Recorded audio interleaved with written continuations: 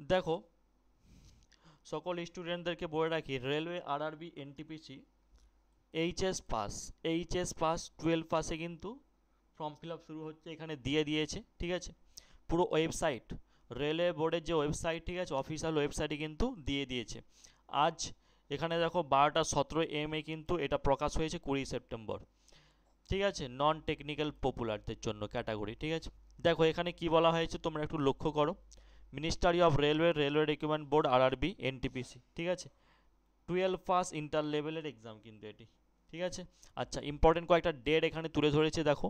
Online apply start হয়েছে 21 September, অর্থাৎ শনিবার থেকে। রেজিস্ট্রেশন লাস্ট ডেট 20 অক্টোবর পর্যন্ত, অর্থাৎ 1 মাস হাতে থাকবে তোমাদের।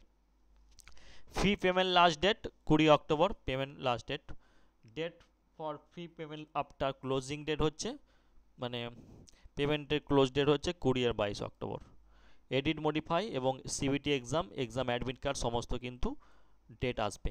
অ্যাপ্লিকেশান ফি দেখো, জেনারেল ওবিসি ক্যান্ডিডেট 500, এসসি এসটিদের জন্য এটা থাকবে 250। Pay all exam fee. ঠিক আছে, ডেবিট কার্ড, ক্রেডিট কার্ডে তোমরা নেট ব্যাঙ্কিংয়ের মাধ্যমে কিন্তু এটা অনলাইনে মাধ্যমে পেমেন্ট করতে পারবে। ঠিক আছে, আরেকটা কথা বলে রাখি, ভ্যাকেন্সিগুলো তোমাদেরকে অবশ্যই জানা দরকার। ভ্যাকেন্সি ডিটেলস, টোটাল ভ্যাকেন্সি 3445টি ভ্যাকেন্সি। এনটিপিসি পোস্টের জন্য 3445টি ভ্যাকেন্সি আছে। ঠিক আছে, 12 পাস। পোস্টের নাম দেখো, কমার্শিয়াল কাম টিকিট ক্লার্কের জন্য 2022টি পোস্ট আছে টোটাল। ঠিক আছে, এখানে পে থাকবে প্রায় 21,700 শুরুতে। Medical standard B2। ঠিক আছে, দেখো অ্যাকাউন্ট ক্লার্ক 361টি টোটাল পোস্ট। সবচেয়ে বেশি পোস্ট আছে টিকিট ক্লার্কের। ঠিক আছে, 361টি অ্যাকাউন্ট ক্লার্ক, 19,000 বেতন, C2 medical. Junior clerk typist 990, 19,900। ঠিক আছে, মেডিকেল, C2।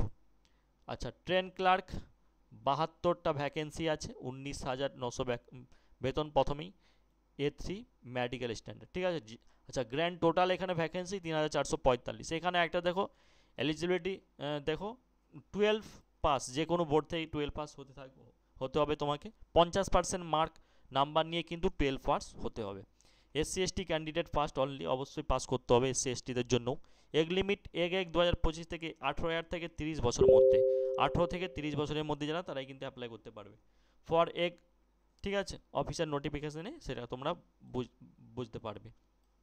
চলো, এবার আমাদেরকে আরআরবি এনটিপিসি ভ্যাকেন্সি দেখানো হয়েছে। আরআরবি ভ্যাকেন্সি তোমরা দেখে নাও। এখানে কিন্তু আরআরবি ভ্যাকেন্সি এখনো পোস্ট বেরোয়নি। ঠিক আছে, সরি, আরআরবি ভ্যাকেন্সি অনুযায়ী আমরা কয়েকটা,